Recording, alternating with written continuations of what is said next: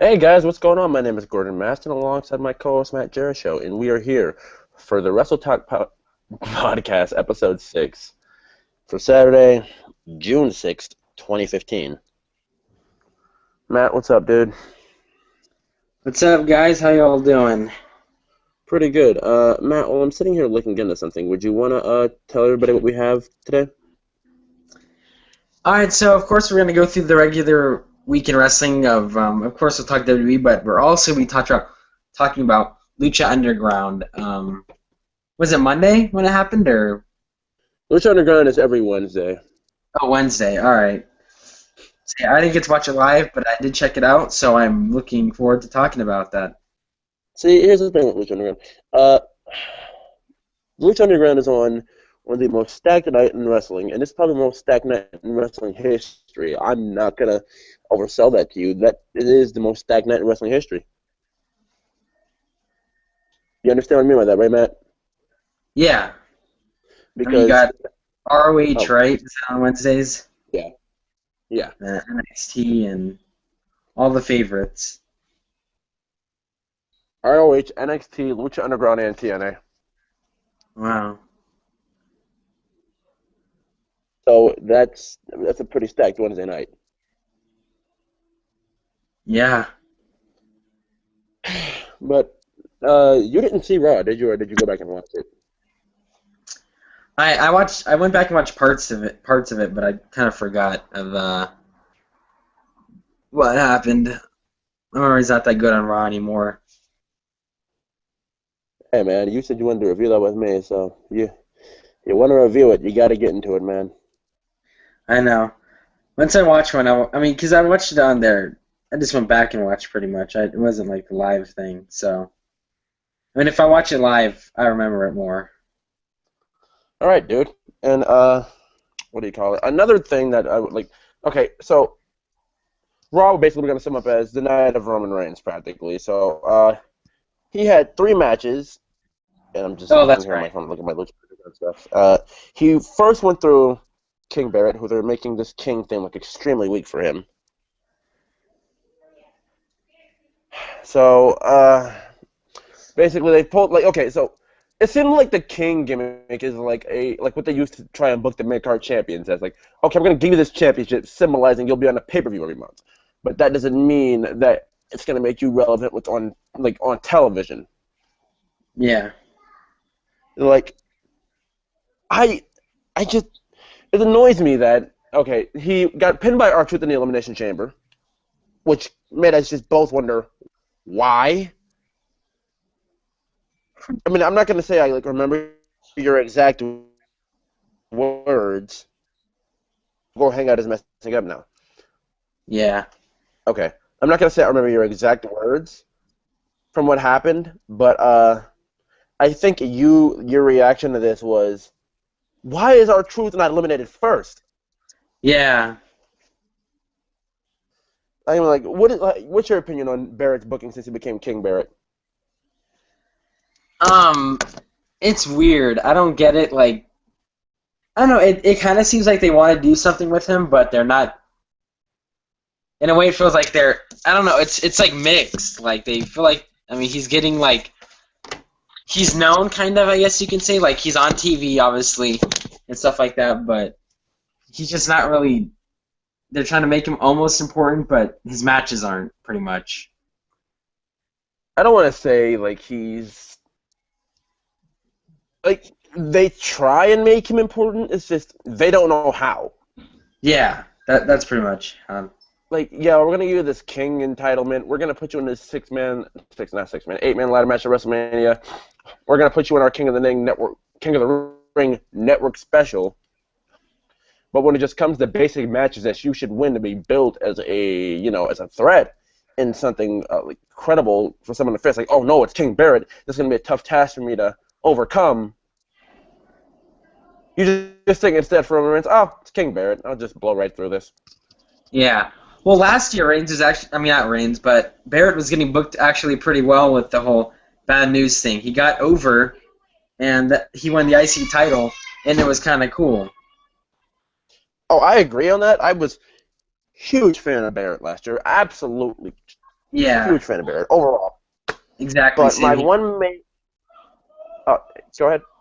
No, go ahead. I've heard said what I needed to say. My my one problem with how they booked him. No, I mean with how they like booked him when he came back. Yeah, you can win the title back that you never lost, but we're gonna make you win it back in the most like we're gonna make you win it back in the way that makes you look as weak as possible. We're gonna Yeah, have the authority. We're gonna have the authority attack you, and then Ziggler lose it. Just like Harper's first title reign. Does anybody remember that Luke Harper even won the Intercontinental Championship? I remember it just because I was very happy when he won it, but that was because I'm a big Harper fan. Oh, I am too, dude. That man can. He can be the king of the mid card, and I don't mean that in a disrespectful manner. I say that in the manner of the main event scene is too packed right now, and they're not. They wouldn't do it with him yet. They wouldn't pull any sort of trigger on him yet. If I were them, I'd make him the king of the mid card. I mean, Yeah, I would have put him in that chamber. yeah, Like honestly, it would be better off for me if not Barrett, Harper was in the chamber. My true thoughts on Barrett is I liked the BNB gimmick. They couldn't have just kept him as King BNB. yeah, I mean, like the BNB gimmick is dead now. yeah, He's just back to being regular old Barrett, who's gonna brag about being a king. I mean, anytime he like, I'm not gonna say it's a catchphrase now, but all he yells out to people now is "I'm the real king." Well, the main thing that happened that went wrong with him when he came back was he won the title. What, like, is the night he came back, or like the second week?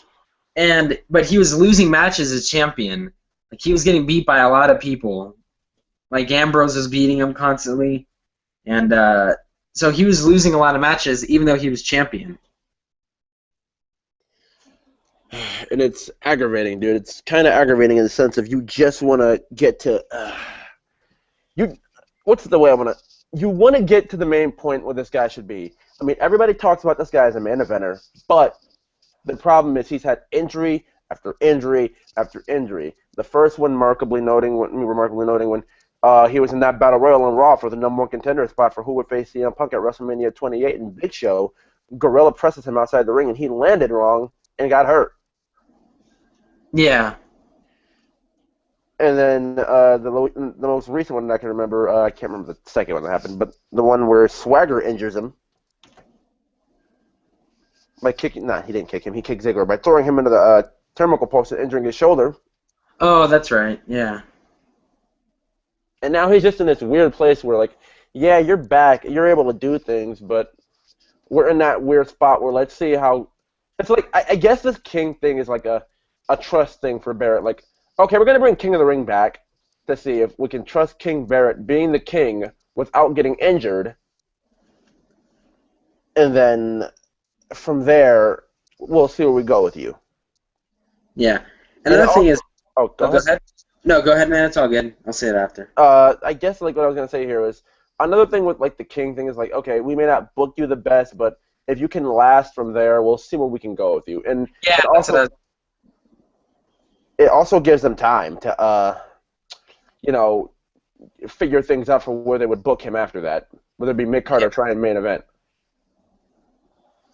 Yeah. So I guess we've talked about Barrett enough. Basically, to sum it all up, Roman Reigns has to face Mark Henry next, loses to wins against Mark Henry by countout, and then Mark Henry goes on to World's Strongest Slam him and hurt his ribs, and they're trying to work off the Roman Reigns has hurt ribs thing all night, and it really, to me, I don't think he sold it well enough. In all honesty, I mean, and Roman Reigns, he ended up beating Mark Henry, but he ended up beating Wyatt too. My one little gripe about this match, dude, like here it is when it comes to that. It's just Barrett, not Barrett. I'm sorry, Henry lost by countout, but yet they have nothing planned for Mark Henry to do anything serious anytime soon. Yeah. Well, I mean, I don't even know. I can't. Mark Henry. I mean, I like him, but it pisses me off what they do with him because like, he's either gone for a while and then he comes back as a face or a heel, and he's so on and off.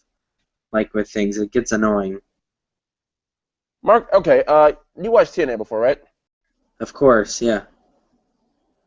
You remember? I'm pretty sure you know Kennedy, but you remember what they used to do with Mr. Anderson all the time, right? Yeah. Face heel, face heel, face heel, face heel. That reminds me, like that's what Mark Henry's booking feels like. Yeah. But here's another thing.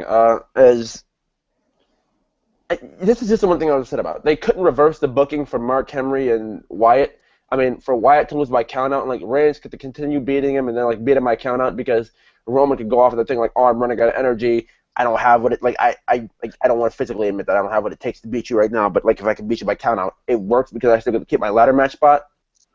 Or would that Yeah. be too heelish? Nah. I guess that might actually be a bit heelish, but I mean, like in a sense of I've been put through all these matches tonight. I mean, it's still a win by countout, and as long as I continue to beat you up outside the ring and just get back in the ring before the 10 count, then I'm good. yeah. I mean, I just don't like the fact that Wyatt had faced Roman Reigns after already going through 2 matches and having hurt ribs and straight up loses. Yeah. And I guess Oh, go ahead. I was gonna let you go with this one. No, it's a bit off topic with Wyatt, but he is literally the most missed opportunity that they've had in a long time. And I was actually kind of disappointed that I wish Reigns really would not have faced him. Like, I wish they would have had somebody else, because I thought maybe they were doing the Wyatt thing again, like have him go away for a little bit and then come back in a big way, but I guess, I mean, that didn't help them. So. No, we're on the topic of Wyatt, but I'll finish up my thought on this whole Roman Reigns 3-match thing to make him look extremely strong. No pun intended on that. But I guess the best thing I can possibly. As I'm waiting for Google Hang Up to stop glitching out. Yeah, because I'm pretty sure that's probably gonna be a problem in this video. We've had a couple of those. I guess the biggest problem here for me was, like, that by far was one of the best matches of the night. But even if there was interference, I just can't stand the idea of Wyatt losing, dude. I want Wyatt to be in that Money in the Bank match. But that's not gonna happen. My biggest complaint, I'm not complaining about Reigns winning 3 matches. I don't care. He's a big guy. I guess he can pull it off. Who cares? I just wish he wouldn't have faced Wyatt, pretty much. See, I brought this up to someone earlier this week. All right, you know how I told you before, like, in NXT, Tyler Breeze's booking is like, we're going to build him up for something, then we're just going to slam him right back down to the ground, right? Oh, wait, yeah, you did tell me that before. Yeah, that's the exact same thing they do with Wyatt. Yeah. Like, every time that Wyatt gets built for a big feud, it just seems like it's going to go somewhere. It's going to go somewhere. We're going to get a payoff. Nope. The only time I didn't want Wyatt to win a match was against Undertaker. But in my opinion, I mean, it was a good match, but I just wish it didn't have happened because in that match, whoever lost wouldn't look as good. So. Okay, well, here's my question. What does Undertaker really have to lose? And even if he lost 2 straight WrestleManias, I know it'd be a big deal to a lot of people. But yeah, you can't do that. It's the Undertaker. He was undefeated at WrestleMania. It was a 20-year storyline, or over 20-year storyline, that one man is going to beat this guy's streak finally. If he was to lose 2 WrestleManias in a row, that would kill it all, and no one would care. It's like, all right, whatever. It would make Lesnar look weak. It'd make Undertaker look weak, and you'd probably have a lot of people who would hate Bray Wyatt by now. Whoa, hold on. It wouldn't make Undertaker look weak. It wouldn't make Lesnar look weak. It'd make Wyatt look strong and make Undertaker look strong because they say Undertaker used to have a lot more wherewithal than WrestleManias. And Wyatt beat him like that. Undertaker hasn't been never the same since he got beaten at WrestleMania, thanks to Brock Lesnar, which makes him look stronger toward his match going up next for the main event. Well, yeah, but then you would have gotten the typical storyline of, he needs redemption, and that goes back to someone like a Cena, which that storyline, redemption, is dead as hell. It's been dead. And Lesnar, no, it wouldn't make Lesnar look as strong because it's like, well, you weren't the only guy to beat him at WrestleMania, so why should I care? No, I said it'd make like Lesnar look stronger in the sense of, okay, Undertaker just lost to Bray Wyatt, and like it seemed like he couldn't give that much of an effort. It seems like he's still like mentally scarred from what Bray Wyatt did to him. Not Bray Wyatt, what Brock Lesnar did to him at last year's WrestleMania, and he's not the same man we once knew before. That Therefore, you wouldn't. credit Brock Lesnar for that. Well, that's not Undertaker's character that he gets scarred up. That's not. It wouldn't work with Undertaker. I don't. How would it not work? Like it, Undertaker, in the sense, okay, he got beat like He's that. a few years ago. I don't think about the streak. I just do it. Exactly. It sums it up right there. So if he would lost, he's not a person I'd be like, oh my gosh, I'm the Undertaker. I just lost. It's like, no, I'm going to come back and I'm going to win. It's a mental beating. It's not like it's mental. Like, okay, yeah, he's not thinking about the streak. Yes, he's not thinking about that. But that beating he took last year, you never know. There could still be, he could still have damage from that within his body. It's age. It's age catching up to him, and it's like physical hurt, basically. Like, Wyatt calling the man out, and then him coming back to WrestleMania was the perfect time for Wyatt to win. I'm not calling Wyatt the next Undertaker. All I'm just saying is Wyatt has an entire career ahead of him. And since WrestleMania, what has Wyatt been booked in? A match with Ryback at Payback, where the next month that Wyatt was not the next month. 2 weeks later, they were due up for a pay-per-view, not pay-per-view, a live special, whatever they want to call it, and Wyatt was not involved whatsoever, but the man he beat won a championship, and then he goes on Raw the next night and loses to Roman Reigns after fighting 3 matches. Wyatt, for me, this has not been cool ever since WrestleMania, and I know people are, really high on Wyatt since after WrestleMania. Some say he looks really good, some say he doesn't, but it's just pointless. And he goes through a 2-week feud with Ryback where he gets the advantage on Ryback all the time, wins, and then loses the next night on Raw 2 weeks after the Elimination Chamber special where the guy he beat gets a championship. Where does Wyatt go from here? They already screwed up with Cena. This goes back to then. Or if you look at it this way, if Wyatt were to beat Undertaker, then you could say, oh, if Wyatt could beat Undertaker, then so can Cena. I don't feel as if this goes back to Cena. I feel as if when it comes to Wyatt in... The dude got lost like 3 pay-per-views straight almost. Or what? No, wait. What happened? He lost at Mania in a must-win match. Yeah. Yeah, he won a month later, but Cena was about to win the match, and then the little boy walked out or whatever. Then he hit it and walked out, and then he lost in a last man standing match to Cena, where he literally got buried under a bunch of crap. He came back. He lost to Jericho. And then he beat Jericho at SummerSlam. And then he went in. Then what happened? Then he got beat by Cena again on a Raw, which took him off. August 25th, 2014. I'll never forget that night where Cena murdered the family. He beat Wyatt and unmercifully buried the entire family just to get retribution toward Brock Lesnar and to show Lesnar he's not playing around this time. Or let me look at it. Let me say this. I'm not mad that Wyatt. Like, if he would have beaten the Undertaker, let's say, like, I'm so happy that Lesnar was going to beat Undertaker because I'm a big Lesnar fan, and I love how the storyline ended up. But if you would have switched that and had Wyatt end the streak, it would have still been cool, and it could have worked. The storyline at WrestleMania 31, if Undertaker or Wyatt had to go over, it could have worked better at WrestleMania 30 if he really had to drop the streak to him. But like I said, if Undertaker, it wouldn't work if he'd lose 2 years in a row, and especially to who Wyatt became. I mean, he lost to Ambrose, he lost to Jericho, he lost to Cena. He's been buried for a long time. He's almost irrelevant now. Whoa! You are missing an entire section of where he built himself back up. Where? What? Right, with the whole Ambrose feud or after? It was the Ambrose feud and the combination of the Ambrose feud and the Royal Rumble. Yeah, but that's not. Yeah, but those weren't Ambrose. You knew he was going to win the match, and I didn't. I had no idea who was going to win either of those matches. You can't just. Everybody was questioned who would win these matches, and everybody thought Dean Ambrose would because Bray Wyatt is doing nothing, or he's been nowhere, or that's what it's come from. But look who he was fighting. Ambrose was a guy who just came off a beating pretty much of the Authority, so he got taken out by the Authority, and now he's fighting Wyatt, which was cool, but it wasn't a big I mean, in my opinion, there's a big feud because I love both of them. I've been wanting a feud between them for a long time, but Wyatt was not the guy he came in at the beginning he was beating everybody. I mean, he beat Daniel Bryan, and it's like, wow, is he going to beat Cena? And he lost in a meaningless match pretty much for him, like if he was to lose, which he did. Dude, technically he beat Wyatt. Wyatt beat him 2 pay-per-views straight, and the main evented on one of them, and then came in the Royal Rumble and had 6 eliminations, and at one point total domination. Yeah, but I mean, look, Kane did the same thing a few years ago.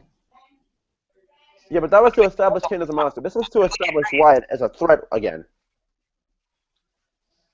I mean, it wasn't. It's not like he made a big record. I mean, Reigns did the same thing last year. I mean, he had the most eliminations in a Rumble match now.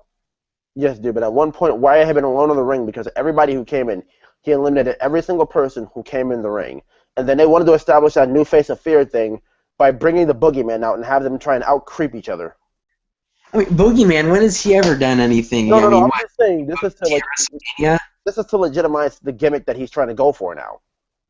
Yeah, but that would have worked before if he wouldn't have lost all those matches. It would have been, if yes, the Rumble thing would have been much bigger. Imagine it this way. If he was like almost undefeated pretty much going into that Rumble, and he was doing that, and it'd be a bigger deal. Wyatt doesn't have to be undefeated, man. Like even like almost undefeated or undefeated. It doesn't really matter. You don't have to be in those positions. You know what nobody notices right now? Kevin Owens, your current NXT champion. He's undefeated. But the funny part about that is no one notices or cares because he's doing so great right now. The popular thing about Rusev was he's the guy who's, Russian and undefeated, and someone needs to stop him. The popular thing about Kevin Owens is he's just, overall, he does everything correctly and everyone loves it. The thing about Wyatt is he's this guy who tries to play a gimmick who's scary in the new face of fear. What? I guess Matt had to go really quick, guys. But my thing is here, I feel as if Wyatt could be in a better position than he is now. Like, this honestly, to me, is, I just feel as if Wyatt could and should be in a better place, and he's obviously not, and it's not right with me. But, honestly, guys,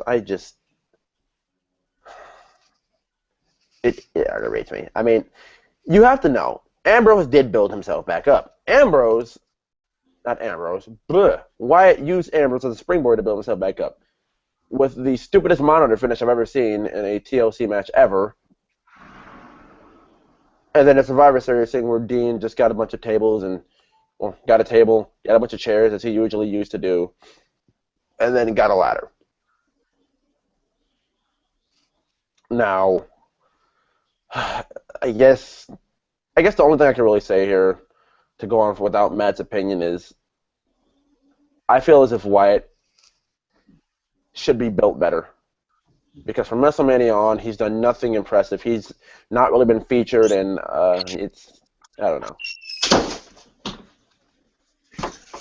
All right, I'm sorry, I'm back.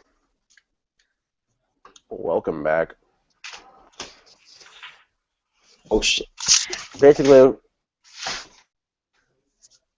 Matt, what I've been trying to say is since that Undertaker loss, what has Wyatt done since WrestleMania? Other than beat your current Intercontinental Champion? Nothing. Oh, and by the way, your current Intercontinental Champion, who Wyatt's not even going to get a title match against. And I know you're saying like Wyatt's bigger than the IC Championship, but what else can he do right now? Because now it's going to be Big Show and The Miz at Money in the Bank versus Ryback. Big Show versus Miz versus Ryback for the Intercontinental Championship. What? Are you serious? Or are you messing with me? Yeah, I'm dead serious. I don't even want to watch that. And why do I have a feeling that this is either going to be one or two things? The Miz is just in here to be here because he was in a match on Raw that was supposed to be his title match and got knocked out. So Miz is just here because it makes story sense, and Miz wants another Intercontinental Championship to add to his impressive resume. Oh, God. And Wyatt, not Wyatt. I'm sorry, my mind's on Wyatt. Big Show is here to either do one of two things. One, bring the Intercontinental Championship back to the Authority, which I don't feel is going to happen at all. Or two, he's here to get shell shocked.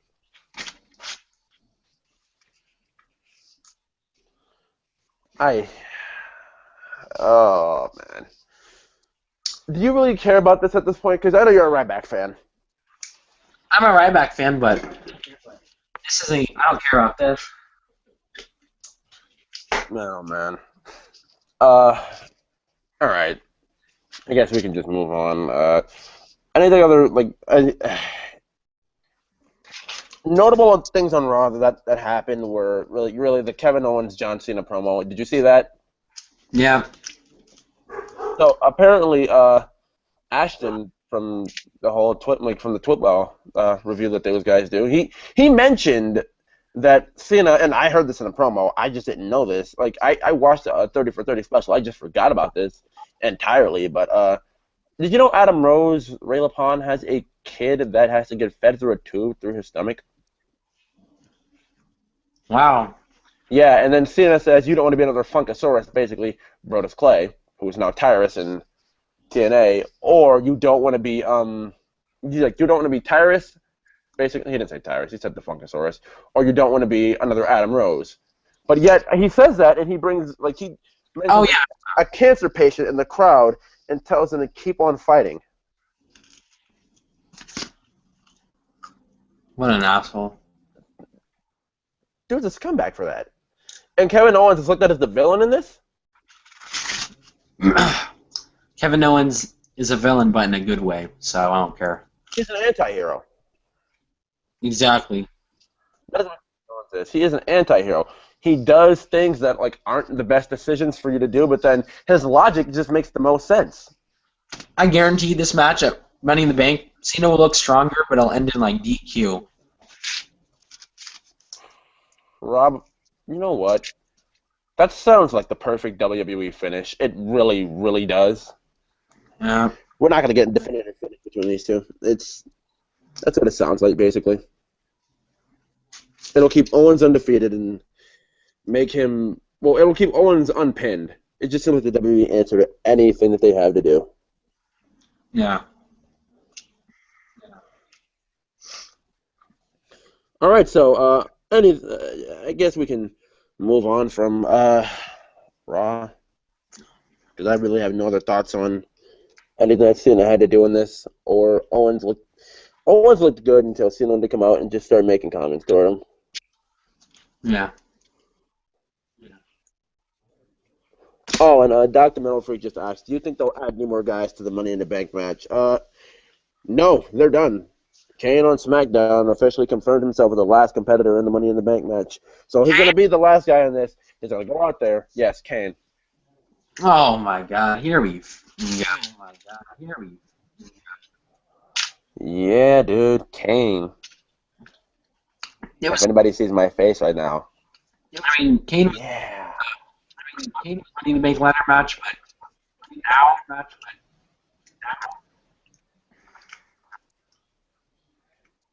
You're kind of phasing out there. What'd you say?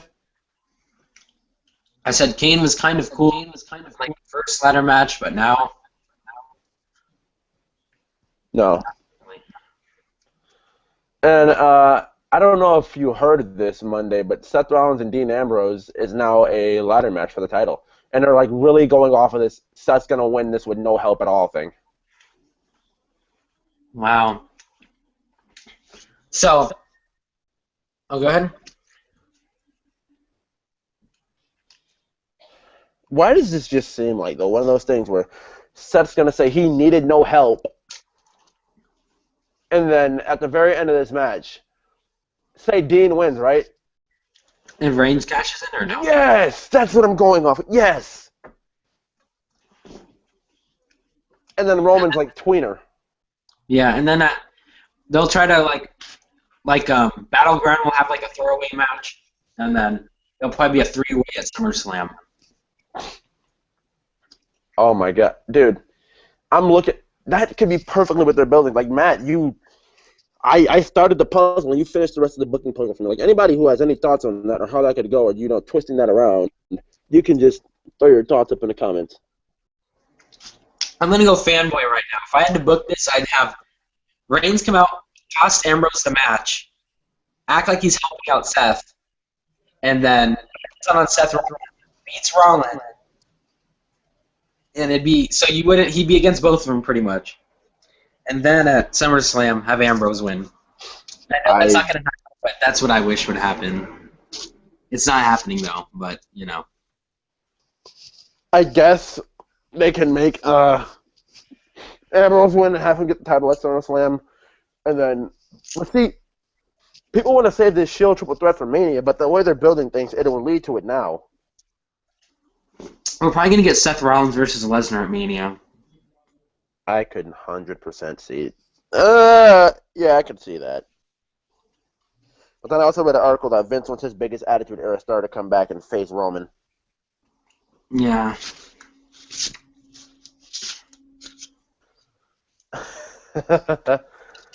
But I gotta ask you this, dude. Well, actually, I don't have to ask you this. I know you did because we were watching it together. And your thoughts on NXT this week? Pretty good. Are you really snacking while we're doing this, man? No. You're snacking while we're doing this. Oh, snacking. Yeah. Sorry. I have a long drive, and I have to leave in like a little bit, so I can't eat at any other time, pretty much. Oh, yeah, sorry. What was I going to ask you next? Yeah, your favorite story or segment or match this week from NXT? Who did, Oh, hold on. What was the main event? Wait. Finn versus Rhino. All right, that was it. I knew it was with Finn, but yeah, that was probably my favorite match. Is it your favorite match because of the developments that went on during the match, or was it your favorite match because of the developments after the match? After. Oh, was Rhino being butthurt and then coming up to gore Balor on the ramp? He gored the out of him. He like slid when he. I mean, in that stage, I mean, imagine your back sliding across that. Oh God. Yeah. I mean, poor Finn, dude. Poor Finn. But it gives them a story, and it doesn't really have to make Kevin Owens and Finn Balor build up to a story. And I don't know, dude. Kevin Owens and Finn Balor don't have to really build up too much. They're just gonna build up to their match in the Tokyo, not the Tokyo Dome. I'm thinking like this is independent wrestling. Ha ha ha ha. It's not gonna be in the Tokyo Dome. It's gonna be somewhere else. I don't really know, but this match is gonna. I'll actually okay. This is gonna sound like be me sounding crazy here, but for you, Matt, that match will be at 3:30 in the morning. What? 3:30 in the morning. It's gonna be live on the WWE Network. At 3:30 in the morning. In Japan, yes. On what day? The 4th of July. The 4th of July at 3. Oh, I'll probably be up then. I'll be up at 6:30 in the morning. I might have to work that day. I'll try and watch it, but oh wait, no, I don't have to work that day. Never mind. It's the 4th of July. I'll have to get. Just thought about that. I had a slow person moment there. I had a stupid moment. I had to pull it right out there. But yeah, it was announced by William Regal that Finn Balor and Kevin Owens are gonna have the title match then. But this is basically going to build for a story for Balor and Owens to have for the next couple of months. Not next month, for the next month. Yeah. And then they're going to use 2 weeks before the match to build up into Finn versus Kevin, have a couple of promos, make it a little bit, I can't speak. Make it a little more personal and just go from there. Yeah. And see, back then, like when Finn first became number one contender, I probably would have said Kevin Owens is winning this match. Now, I don't know if they're going to wait for a live special for Owens to face Joe for the title and Joe to win it, or they're going to let Finn win it in Japan. They're probably gonna have Joe in it. Maybe. Actually, hold on. I I don't know. Too tough to say right now. I don't know, dude. It's throwing me for a loop right now. I can't really call this one. I really Yeah, can't. well, the feud hasn't really kick-started again up back like you know what I mean. Well, they're using like the roster rotation because last week's ending of the show was Joe and Owens. This week's ending of the show was Balor and Rhino. Yeah. So I don't really know where they. This is going to probably go back and forth and rock between those two stories. I don't know. That's where they could go. We'll have to wait till NXT this week to find out what happens next week. True, but I think we probably stalled this long enough at this point. Yeah.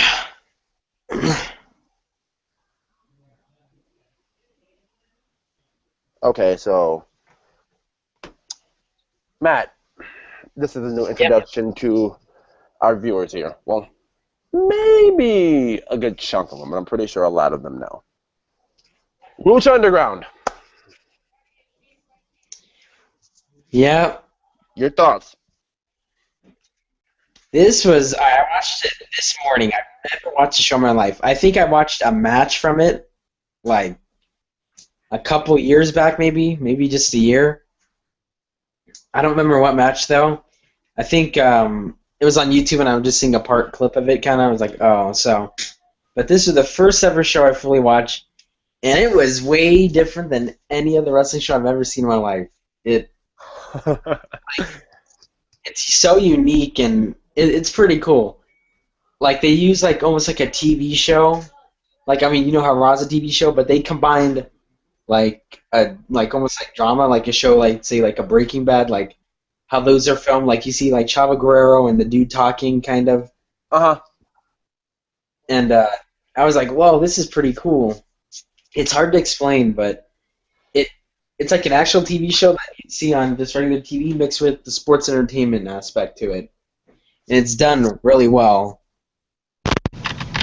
See, I feel like I got the dynamic of it wrong before. I felt this was some sort of scripted wrestling show where, like, it's not like they're making fun of wrestling. It's like they're like those lucha libre movies that they used to make. Yeah. I thought it was like one of those. Like, oh, come on, man, why you got to do that now? But no, it actually wasn't. I got the dynamic of it wrong, and Ashton was the one who gave me that idea. Like, go back and watch Lucha Underground. Get a couple of episodes under your belt and see what you really think about it. It's totally like the opposite of what you think. I'm like, Yeah. okay, I'll go give it a shot. And I'm like expecting like some Ring of Honor type thing, but with a bunch of luchadors, I guess you can say. But it was way different. dude, okay. The first match from this week's show, I can say, I guess it gave me like the confirmation, like you're stupid, you've been missing out. How could you? What have you been thinking?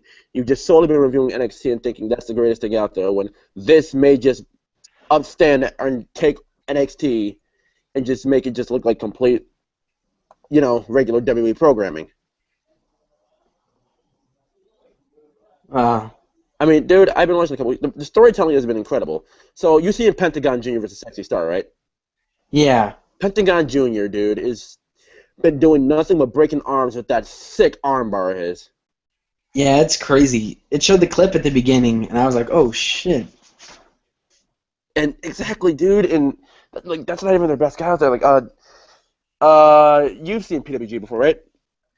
Of course, that's probably the only indie show that I really, really watch.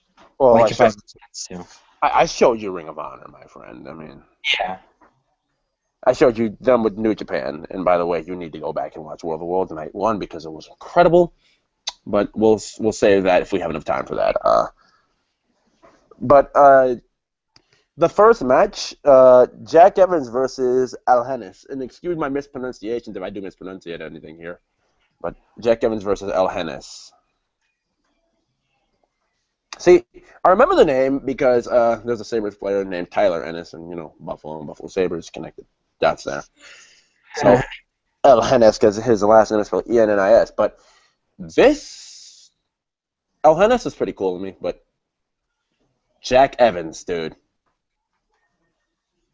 Jack frickin' Evans. This dude is sick in ring. It seems like he has a pretty good personality. It seems like the charisma's there. All the pieces are put together. I think that's his second match. It's his second match. And I'm going to mention this too. Their authority figures are awesome. Dario Cueto, Was that the the which guy guy? who was throwing out money on the desk, he's their owner. Yeah, that dude's cool. Like he's like, how much is it going to take? And just reaches into this drawer. Pile of money here, pile of money here, pile of money here. And like the story was basically, I can't remember what the story exactly was. But it was like, oh, I don't want your money. But that was something there. But if I got to get back to the Jack Evans thing, Dario Cueto made a funny, interesting point. He's like, okay, El Hennis, last time we seen you, you lost your match. He's like, Jack Evans, last time we seen you, you lost your match. What can we do to, like, who wants to really see either of you? What can we do to make this interesting? So we don't know what these 7 gold medallions do yet, but there are 7 gold medallions, now 6 because the winner of this match got one, that give you something very, very important in Lucha Underground. And Dario Cueto will decide that. It said, I know it said something like immortality on one part, but Yeah, like they grant you immortality, which I'm wondering what that's going to mean at some point. Like, but there's no direct meaning to them yet. yeah. All right, but Jack Evans went on to win his match against El Henico, and like this is not going to be like a formal Lucha Underground review. It's just going to be us going over the show. And see, I watched the first episode, so I've seen Sexy Star before. What did you think about her main eventing? Yeah, what did you think about her main eventing against Pentagon Jr.? Well, it's another unique thing that happened. It's like, one, a woman is in the main event, and she's fighting a guy. And she's taking real bumps, not cheap ones. And it was pretty cool. It was different. I kind of agree. And something that you said stuck out to you the most. And see, I take pride in this because WWE needs to take notes from Lucha Underground on how to do 6-man tags that never involve the Shield or the Wyatts. Yeah. The 6-man tag was my favorite match of the night. Well, 6-person tag. We have to remember, Ivelisse is a part of the Trios Tag Champs. Yeah. So it's a 6-person tag. Let me go back and get the names. I know Brian Cage from PWG was in here, but they just call him Cage in Ring of Honor. Not in Ring of Honor, in PWG. Son of Son of Havoc. Yeah, that's it. All right, so the teams. Okay, let me. Dave, Big Rick, and Cage. Now it was Big Rick, I believe, who wanted. He wanted someone. I think it was Big Rick's cousin. Yeah. Who he wanted to be involved, but it wasn't going to happen because Cage was like, no, I want to be in this.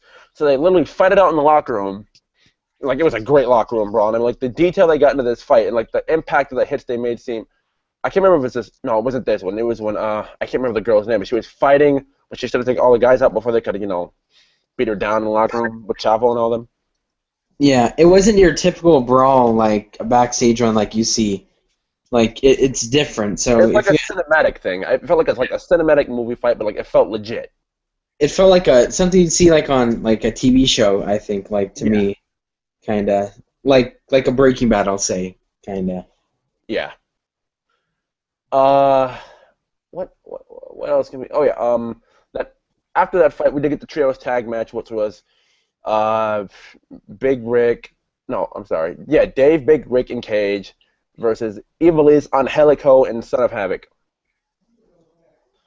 Oh, and I'll say it after. Oh, no, go ahead. I was just going to say who won the match. Oh, no, keep going. I'll say it after. Just keep going. So Ivelisse, basically, she was upset that she would not get tagged in the match because, it looks like she's on a broken ankle. And I don't know if it's kayfabe or not, but she sold it pretty well if it was kayfabe. But she's on a broken ankle, and they wouldn't tag her in. So at one point, she went and sat down. And, like, they kept putting over the fact that she's just the most nagging, bitching, irritating thing that's about that team, but she keeps them going. Like, not to put it in these terms, but Ivelisse, in a way, kind of seems like the architect. Huh. Would you agree? Yeah. But they they go like okay, so they go on to retain the trios tag championships. But I wanted to know, Matt, what were you gonna say about this match? Because you said this was your favorite thing, and this really stood out to you. Yeah, just how it was pretty much done. Like in a match, there were some cool spots in it. I don't know. Like the first match was good.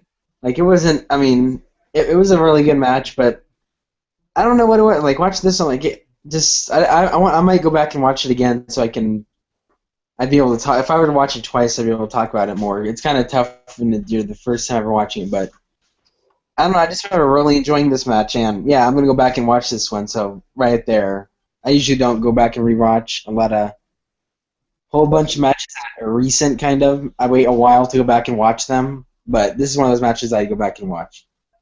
The Jack Evans match is something I would like to go back and watch. And from what I hear, there's standardly 3 matches in these shows. So we basically normally get 3 matches and then a bunch of stories. And like, dude, like that's the thing. Like you said, I have like their stories are actual legitimate stories. Like from what I see, there's not many stories in Lucha Underground that are left untold. Like you know how WWE will get something, we're not sure if it's going to continue, and then it never goes on. Lucha Underground is not the case. Everything that you see has a purpose, a reason, and a build up and a payoff to it. Yeah. So I'm looking forward to seeing more of that as we start watching, and I'm gonna start reviewing Lucha Underground in the next coming couple of weeks. Hmm. So anybody who sees why I'm sitting here holding my phone, it looks like I'm gonna be reviewing this for the next couple of weeks, and I'm keeping track of the comments through my phone as well, too, just to let you guys know. So I guess what am I looking for here? Okay, so Ashton is telling me here, Evilise legitimately broke her ankle on the day of the trios tournament finals. Oh wow, wow, dude, she legit broke her ankle. Dang. So this is not any sort of kayfabe type thing. Yeah. All right then. Anything you're looking forward to with Lucha Underground, Matt? Anything I'm looking forward to? Yeah. I mean, I'm not too like as into the storylines just yet because I mean, first show, so Yeah. I think I'll be able to talk about that if I watch another. Like if I watch the next week's and then following, then I'll see if I really want to keep watching pretty much. So I'm probably gonna watch next week's show then. This probably might give me a lot of heat for saying this right now. But for the first time in my life, I mean, other than Los Guerreros, of course, like that's something you're always gonna be interested in Chavo in. But I'm interested thoroughly in what Chavo Guerrero was doing. Yeah. Like if anybody, like Ashton, if you know her name or whatever, just let me know. The girl that Chavo was sitting there with, that she's allowed to compete in the temple now.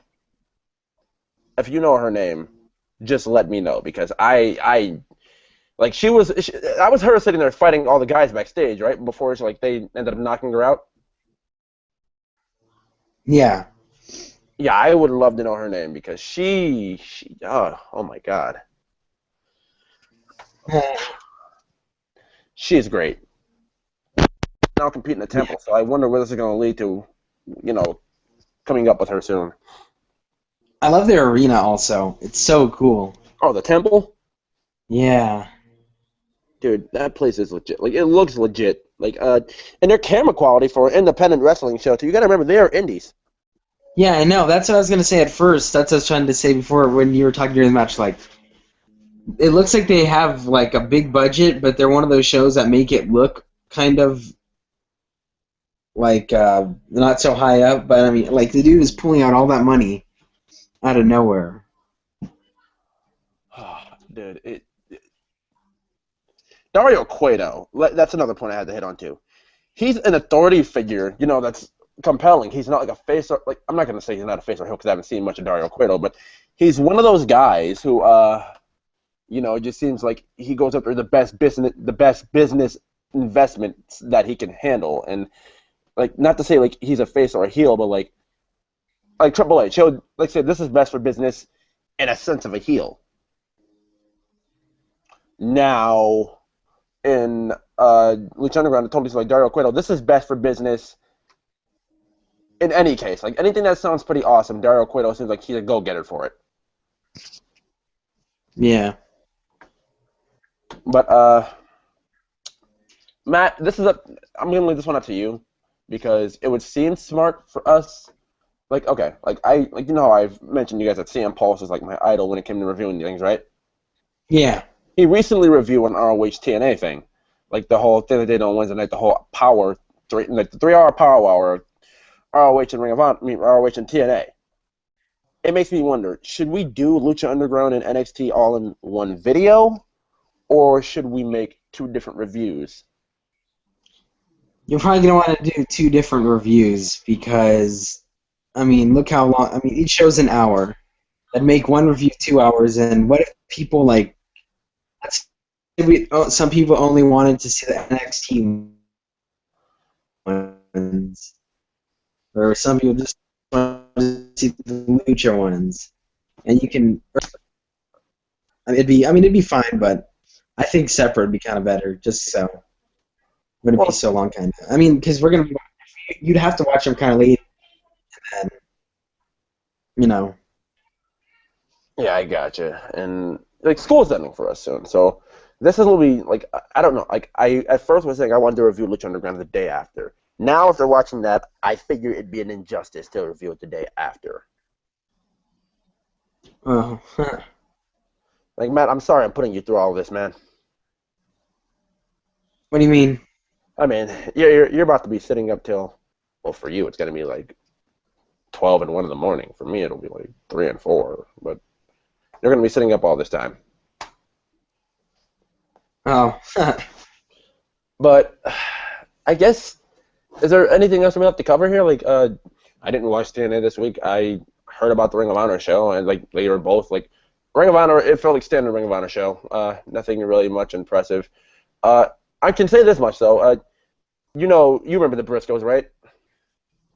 yeah, You heard me. You remember the Briscoes, right? yeah.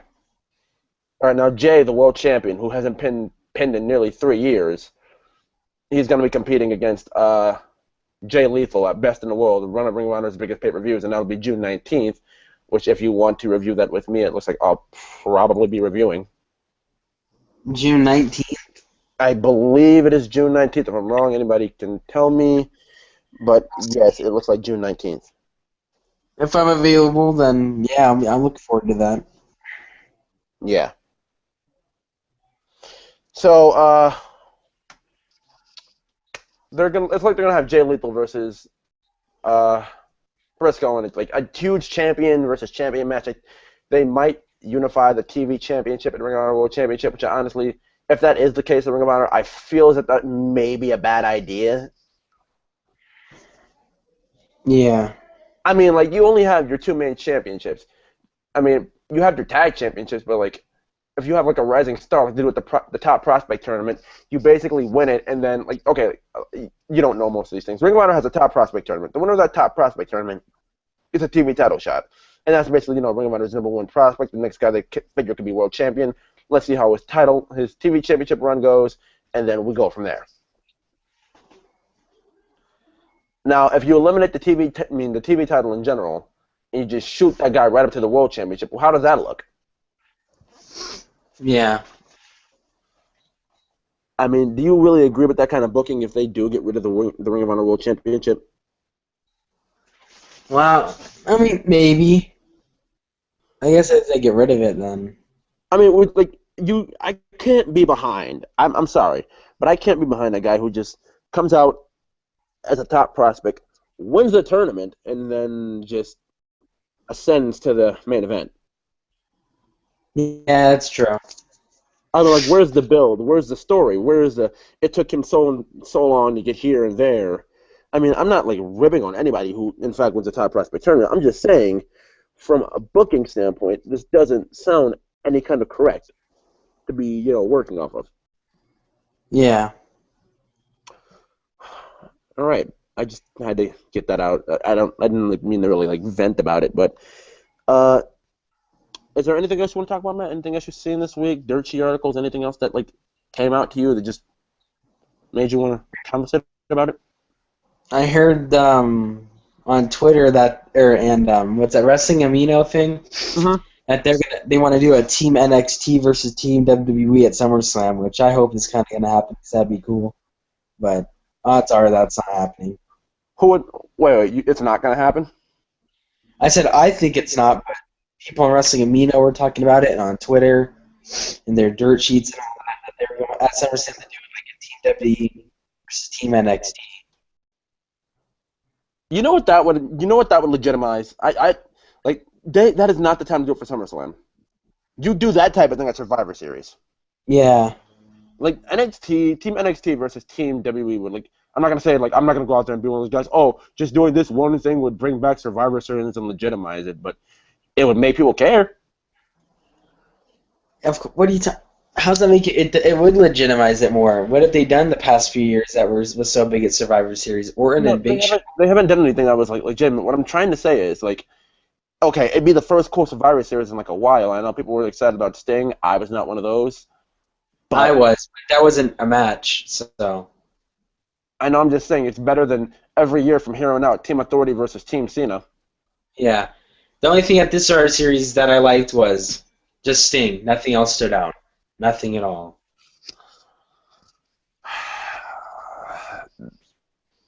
Oh my god! I just thought about one of my friends' comments about Survivor Series. This is how much of a bad place people felt WWE was in. Survivor Series, the pay-per-view that AJ should have kissed Paige instead of Brie Bella. Oh. That tells you where they stood to people, and that's just sad. But go ahead. Oh, I wasn't saying anything. Team WWE versus Team NXT would be something I'd really, really, really, really be looking forward to. And if you want to put over your talent of the future, you have the NXT guys win. And your top prospect pin, not your biggest guy, but like one of your biggest mid-carders or something. I don't know. You spotlight two guys that deserve it. That's how I feel for the final two for your Soul Survivors. I tell you why Team NXT would go over. If John Cena was in the match, he would, because he said a few years ago it was his idea, like that Nexus was supposed to go over, and then Cena argued it that Team WWE would go over, and it did. And once the match was over, Cena came back and he was saying that he really regrets that happening. So if they put Cena in the match, odds are Team NXT would win. Exactly, and like Triple H, let's say Triple H and Cena were sitting there telling Vince, Team NXT must go over.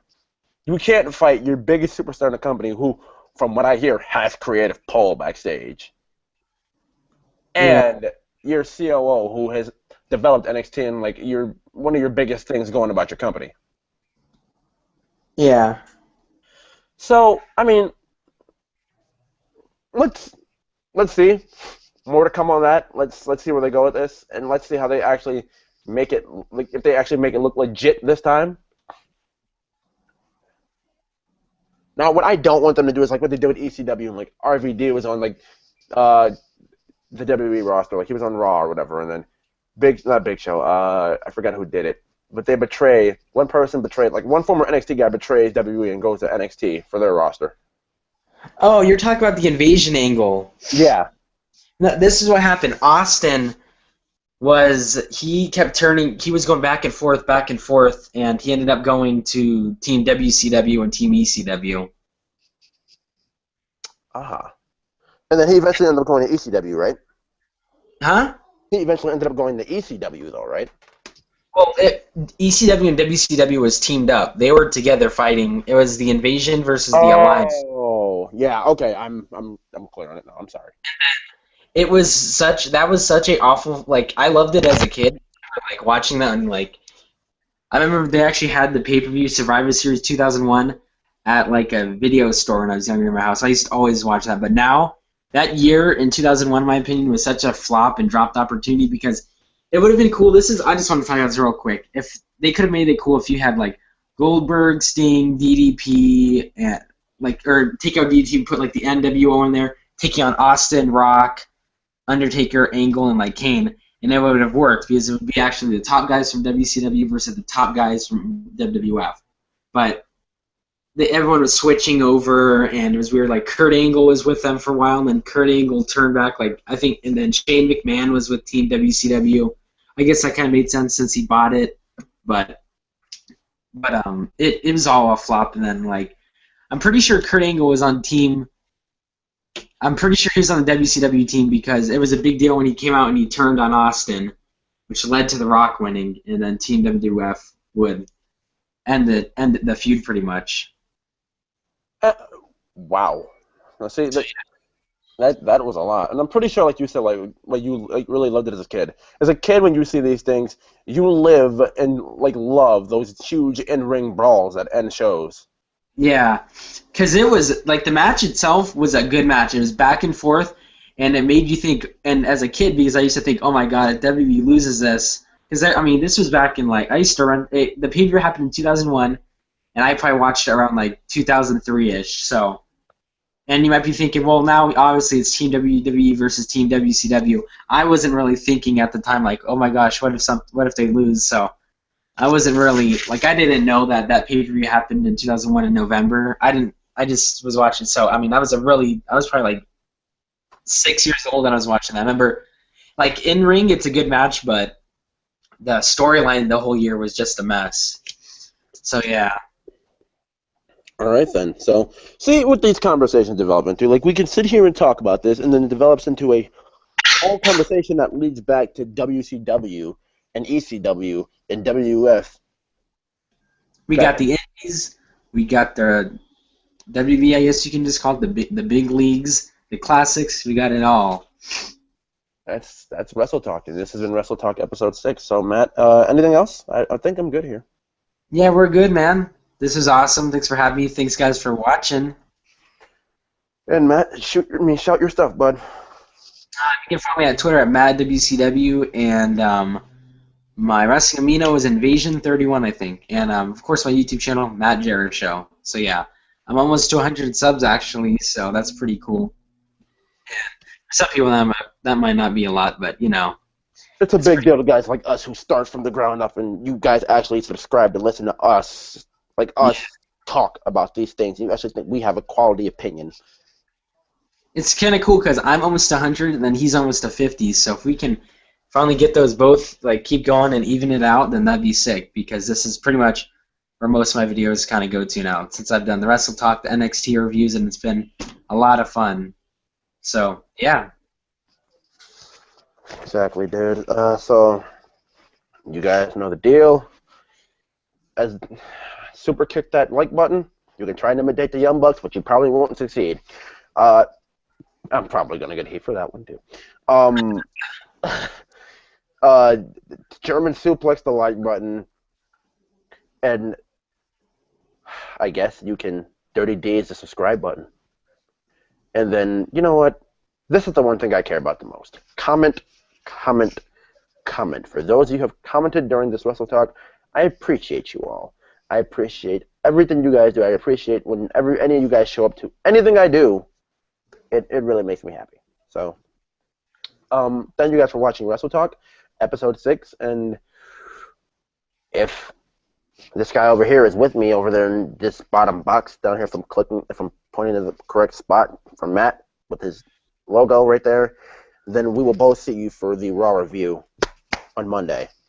So, thank you for watching Wrestle Talk. Matt, any last words to the people? Thanks for watching again. This is awesome. If it wasn't for you guys watching, I would have been off this channel a long time ago. So it's awesome that I can have fun talking wrestling with someone and getting cool people to watch pretty much. And yeah, so this is awesome. So thanks, guys. You know, dude, you kind of, I don't want to say you made me sound like a douchebag in that statement, but it's kind of true. I mean, like, oh, by the way, guys, thank you for mentioning watching and all that stuff, Matt, because the bet is officially over with William. Well, I mean, I don't mean it in that way, but it's like, it would, I mean, what would you rather be getting, like, having your channel grow, or just what if I was on here and you're getting, like, 3 views? It's like something's not working, and if you want your channel to grow, then it's like, hey, we can still be friends, but, yeah, the videos aren't going to work out, so, yeah, just Just hit me up later then, pretty much. And I guess that kind of does, but that's not the case. Well, kind of, not really. That was kind of the case with William. It seems like everybody didn't like William, and then my channel kind of it just hit the floor and died, and it's come back to life. And ever since you come along, my views have doubled. Well, we'll see. I mean, William will probably be big on here someday, and we'll have to see where it goes. And Gordon's channel is gonna be big too, of course. Thank you, Matt. Thanks for giving me that rub, bud. So I'd like to thank you guys for watching this, and just say see ya.